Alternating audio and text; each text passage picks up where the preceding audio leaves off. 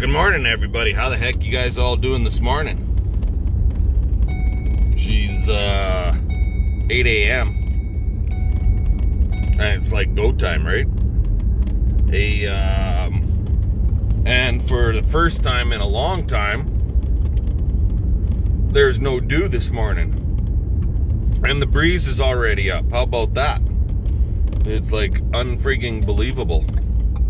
I wasn't really expecting it to be no dew this morning, but when I crawled my arse out of bed, which was 6:30, a little bit later than normal, there was no dew. So here we are. I'm heading out to the field. We are going to check the heavier swath and see where it's at for moisture. And if the top is dry enough and it's a little bit damp underneath, we will... What the... Oh, just a bad weed. We will hit it with a rake so that the air can get in there a little more and dry that green feed barley of ours down so we can hit it with the baler. How's that sound? So I'll bring you guys back once we get to the field and we'll see what it looks like. Alrighty, so here we are out in this field. So let's get out. We'll take a look right here. And don't get me wrong, like you can see the ground is quite black, right? And yeah, there's moisture here now, right? Nice moisture. But now, because of the darn thistle, right? She's very close still. But underneath, yeah, it's still a little dampish underneath. So we're gonna rake this up. But it's a lot heavier down there in the trees area. So we're gonna run down there and we'll take a look and see what that stuff looks like. And look at all my little clover buddies. Clover buddies. Clover buddies. You gotta like them clover buddies. You're gonna really like those clover buddies next year. I know my cows are really gonna like those clover buddies.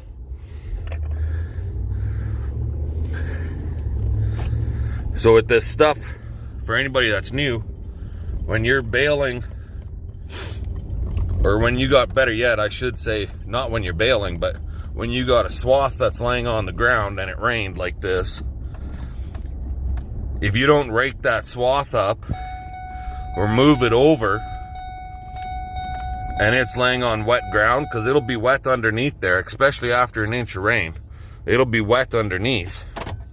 It just takes a lot longer because the swath will draw moisture from the ground and it'll stay wet a lot longer.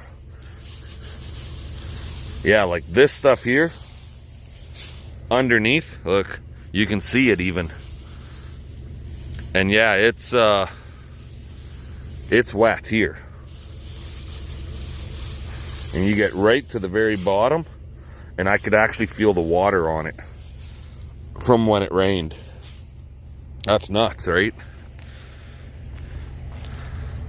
But here, look, the trees, right? You can't, it's not gonna get the wind because of the darn trees.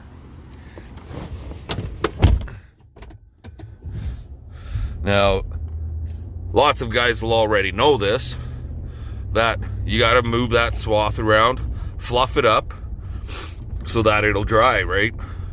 But for any of you newcomers and people that are not familiar with the farming practices, yeah, these swaths, you gotta flip them up, especially when it's rained. You gotta flip them up, and you say, well, hey, Brennan, that's doesn't exactly look like green feed. And yeah, you're right, it don't look like green feed, but it'll be yellow feed then. How's that sound? we'll get this stuff tested, and I'm sure it'll be fine. It's gonna still be a high quality feed, not as good as it would have been if it wasn't rained on, because the rain will definitely deteriorate it. Now the swath over here is definitely not as big or as heavy as it was over there, but over here we have a breeze. So, and on top, this stuff is dry. And underneath,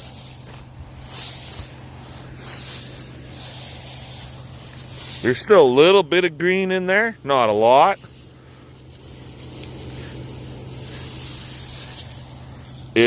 I don't have huge amount of, I don't have water droplets touching my hand right now.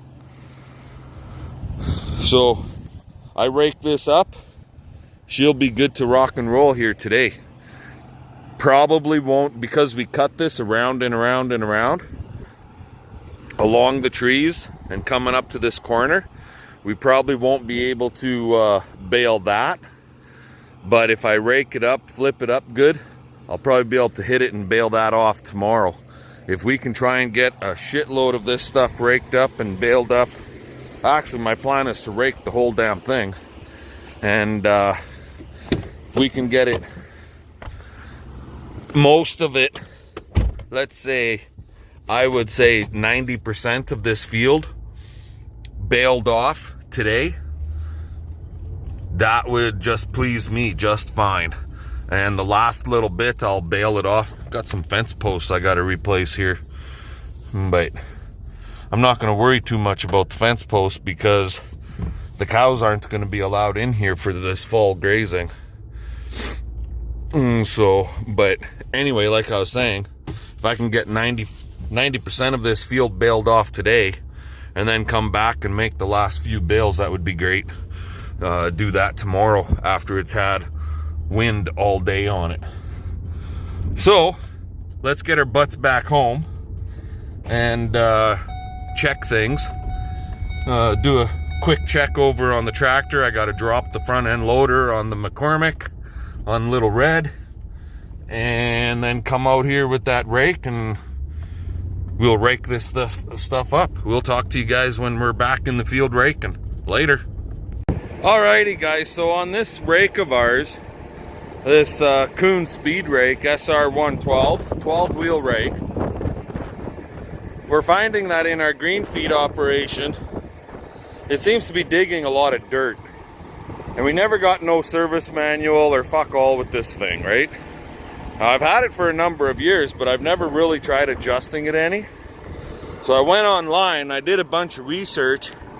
What guys are saying on there, Kuhn generally has it set up. So this is how you adjust your wheels for the tension on your wheels. It's all done, it's a double spring with this big long rod that runs through it. And then this rod right here, the end of it, right here, that rod hooks on here, and that works your float and your tension. But guys are saying that that should be set at 9, instead of 10.5 inches, at 9.5 inches. So we are, from outside to outside, 10.5 right now. See that? So we gotta suck that sucker in by at least an inch. So, and that's just a matter of doing this. It's not gonna turn over here, because this is this plate that's right here, that plate is a hex.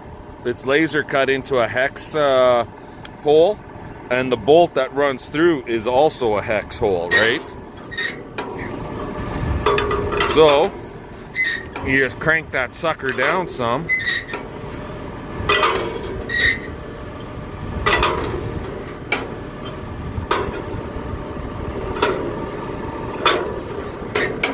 Like so. And we'll get them to our 9.5 and see how that's going to work. Another way of adjusting it a little bit is on our hitch right up at the tractor. So you can adjust it so your front end is a little higher or a little lower. So that would put, if it's higher, that would put your front wheels lighter on the ground and your back wheels a little tighter on the ground. If it's lower, that'll put your front wheels tighter and your back wheels lighter. Or you could set it basically level, which puts her straight across, basically relatively tight to the ground all the way across. Right now I've got it rigged up. I didn't move the hitch any, but I hooked it to the upper clevis part of our tractor.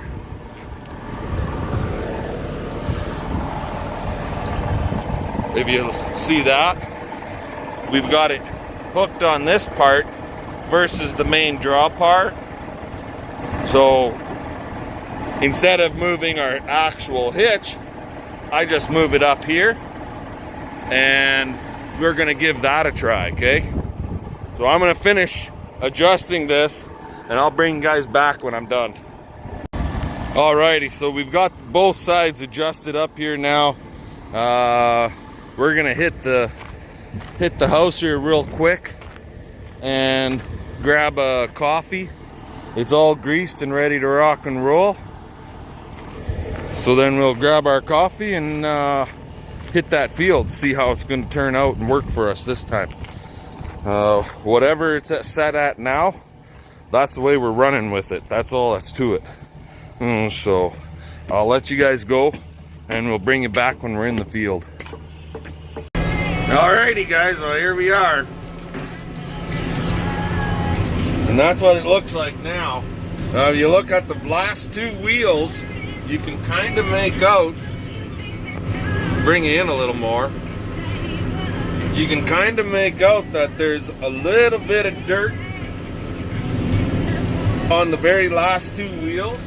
Well, I'm just trying to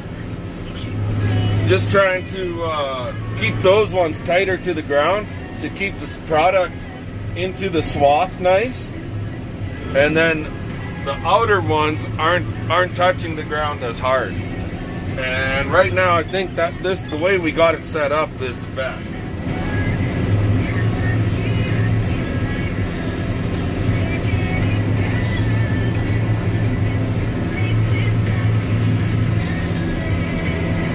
But there is still a fair amount of green underneath, but we got a fair amount of field out to rake here, so we're set up in third gear, third power shift at 1400 RPM. So we're running about 9.5 miles an hour. So a good couple hours and we'll have a huge chunk of this stuff all raked up, wrapped up, so on and so forth. And it's just around and around and around we go. So Heidi ho, bitter patter, let's get at her and get a bunch of this stuff rolled up. Talk to you later. Alrighty guys, so if you look real close, shut this radio off. We got ourselves a friggin' post right in front of us. Right there. See that sucker right there? And like 10 yards farther down, there's another one with an orange flag on it. And there's another one right there. And there's another one. Well, let's see if we can blow this up so you guys can see her. There it is, right there. So you're wondering why I got these 4 posts in the ground in the middle of the friggin' field, right? Because where we're cutting, we stumbled upon right in this area. So one swath, 2, 3, 4 swaths. In that 4 swaths, in that big square, roughly 10 yards by 10 yards, maybe 10 yards anyway, we had leafy friggin' spurge patch. So I'm gonna bale everything on the inside of those 4 posts is gonna get baled up separate, and that bale's getting toasted. And then we're gonna come back out here with the little sprayer, and we're gonna lace this sucker with friggin' Tordon 22K. That's the plan anyways, right? To hit her with some Tordon 22K. So, yeah. Friggin' just what a guy really wants, right? Not, but it is what it is. I can't help it if there's a leafy spurge problem in my field. But what I can do is try to stop it, knock the hell out of it, and keep it from spreading to become a worse problem. How's that sound, right? Where the leafy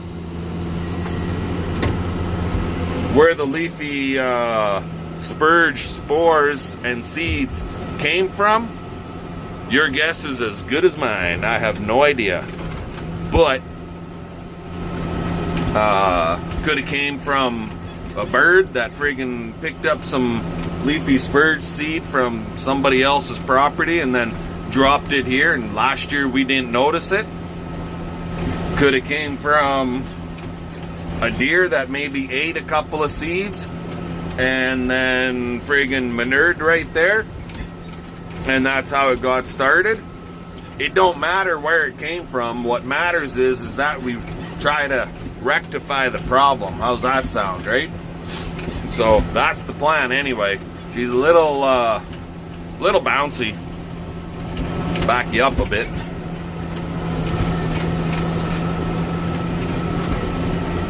When I go across the grain, so to speak, when I'm going with her, it's not bad, but when you go across it, diagonal the other direction, then it's a little bit bouncy, but not too terrible.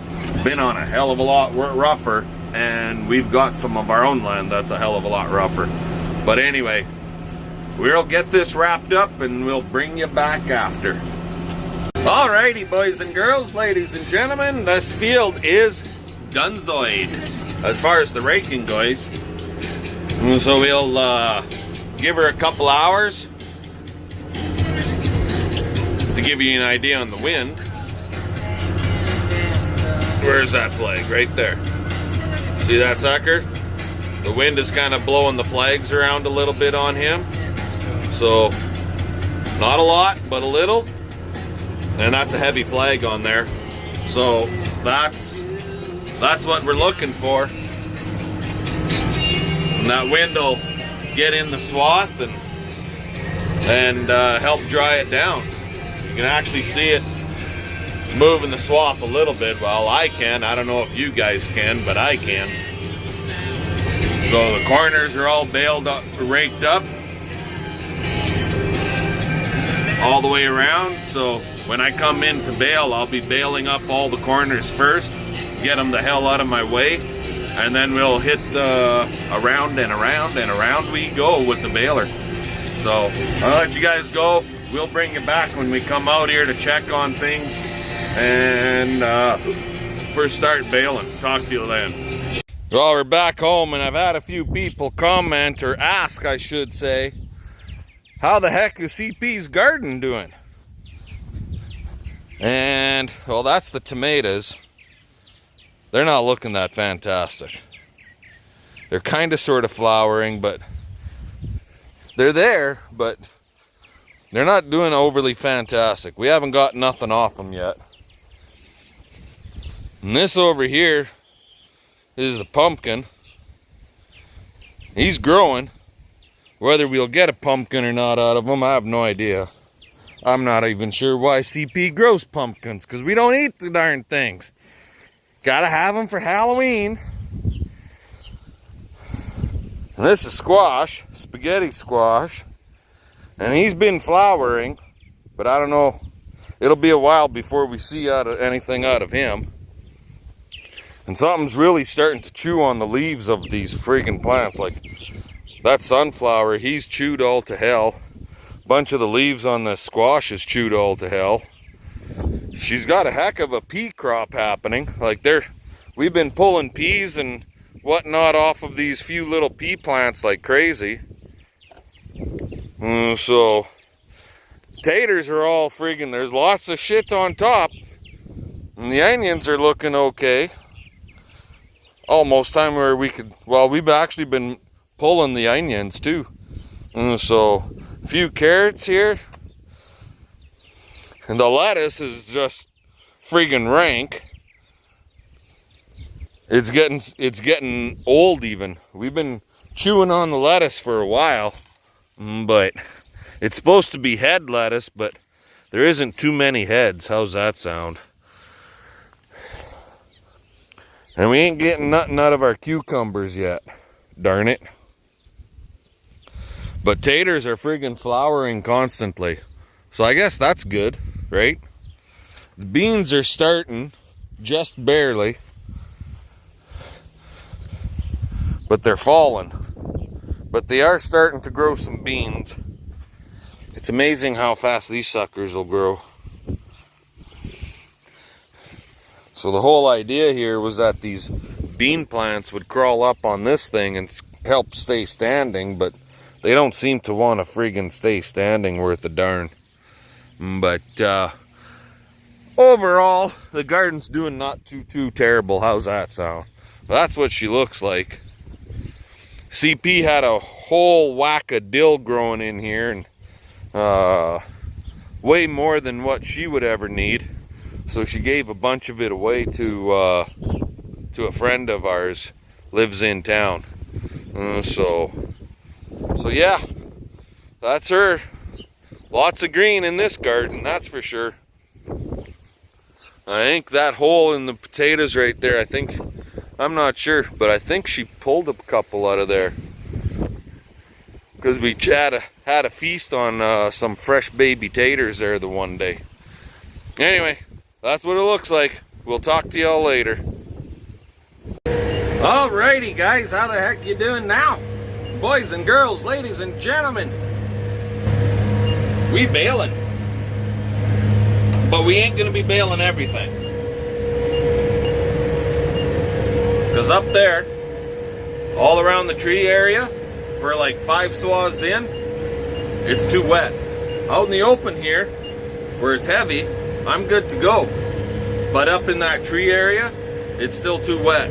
But the rest of the field, we're good to go. So we're gonna be baling like 95% of this field. And if you look out there, you'll see a bale, and you'll see a bale further back over that away, and so on and so forth. Well, the reason for that is because we cut this around and around and around, and so going around and around, and then when I raked it up, I raked the corners last, and when I came in to bale, I baled the corners up first. And that bale's done. And out he goes. And close sesame. And I'm still making 64-inch bales, but they should still be weighing in there right around that 1,400 pound mark, which is just fine, I think. There, come on, take it in, you son of a bitch. This barley green feed is, the stem on it is a little on the slippery side, so sometimes I have a little bit of trouble getting it to start. But once it started, that little bit of core is rocking and rolling, then she's go time. So the plan basically, up ahead right here, the plan is to basically just duck out, turn around, and grab the next swath over, right? So basically right here, we just go like this. We'll loop around, we'll come back in, and pick up the next swath. How's that sound?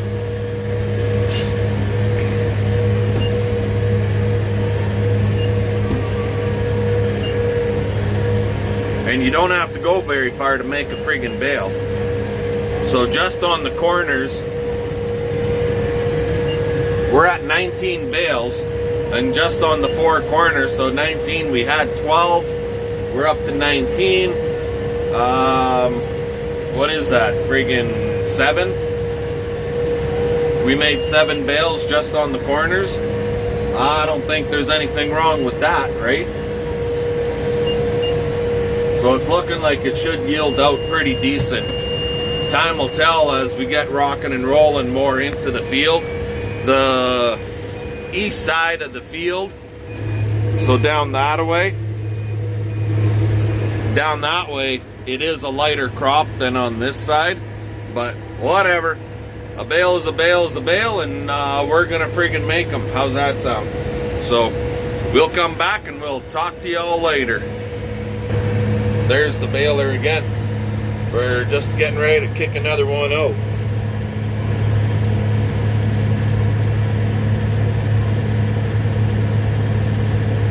Just about there. There she be. And that's number 20. Or in our case, number 8 in this field, not counting the 5 that were on the very first 2 rounds. So, anyway, we'll come back and talk to y'all later. Well, guys, we baled as much as we can bale. I just kicked out, I baled because I had left like 8 swaths out here along these trees. So those 2 plus another 6. And then I came back after I got all of the field done out there. I came back and I picked up these 6 and I was checking the bales with the moisture tester that's in the tractor here. This guy right here, it's just a probe tester, right? You've seen me use him before. But anyway, this last bale that I just kicked out, I had 4 spots at 23, and I was thinking, yahoo, we're good to go. And then I had 1 spot that was 32. That's a little bit too extreme. 32 is still too wet. And this is closer to the trees where it's getting less wind. So those 2 swaths are going to have to sit there for a little bit longer. And I did check those swaths in a couple spots. And yeah, there is some right through the low spot here. And then deeper into the corner down there, there is some wet spots underneath and kind of in the middle of the swath. So they're going to have to sit and just hang tight. Those 2 swaths will probably give me 3.5, 4 bales. They're fairly long. They start from way back behind me, way back there on the other side of the trees, like, and they go all the way around, and you can see that bale. Well, they almost go to there, right in there someplace is the end of the swath. So yeah, I'd probably get about 4 more bales. We're sitting at 89 bales in this field right now, and that's deducting a few off from that were made before. So 89, if I get another 4, that puts me at about 90, 93, 94, let's say, is what we would end up getting. On 40 acres, we pulled off just about, well, over 2 bale an acre. I figure this is about 40 acres. It could be a little bit less than 40. It could be 38. So that's not bad, you know. Friggin', you get over 2 bale an acre this year, I'd say we're doing all right. What kicked me in the ass really hard out here is all the goddarn thistle. Like, son of a bitch. If it wasn't for the thistle, I'm sure we would have more bales yet. But the thistle competition on the barley was just too great. How's that sound? But anyway, with that, for now, this field is done. Except for those 2 swaths. And I can come back tomorrow and wrap that stuff up, right? Yeah. Take that off completely. Don't need it in the cab here. So, yeah, I can wrap those up tomorrow quite easily. Just leave the wind ab at them, dry them out a little better, and then come back and grab those. So, but we got her all baled up. It's 5:30. We started around 1:45. So we didn't make no 50 bales in 50 minutes or 50 bales in an hour. But you know what? To do friggin' near 90 bales in 3.5 hours, still, that's not bad. That's like friggin' what? 25, just about 25 or just about 30 bales an hour, 25 bales an hour, something like that. I haven't done the math, but it'd be in between there.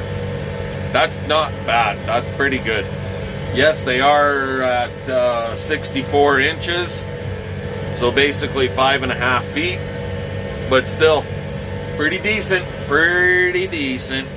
Anyways, I'm gonna let you guys go. Give us the old thumbs up. Make sure you guys hit that thumbs up button. Make sure you guys are hitting that subscribe button. It don't cost nothing to subscribe. Subscribing is free, and so it's one of the only things in this world that is free, is for you guys to subscribe to the channel and hit the little notification bell that's down in the corner there, right below the video, right next to the subscribe button. That way you get notified when we post a new video. That's the rest of the barley that we're saving for combining. And yeah, there's some friggin' kochia in there that's going to be keep things a little on the green side, but there's still quite a bit of green in the barley. It needs a little bit of time yet to ripen before we can combine. And tomorrow I'll be checking the oat barley mix, find out where the oats is at. So anyway, I'm gonna let you guys go. Like I said before, comment, subscribe, hit the bell, give us the thumbs up. Fun. Let's get her done. We'll catch you all tomorrow.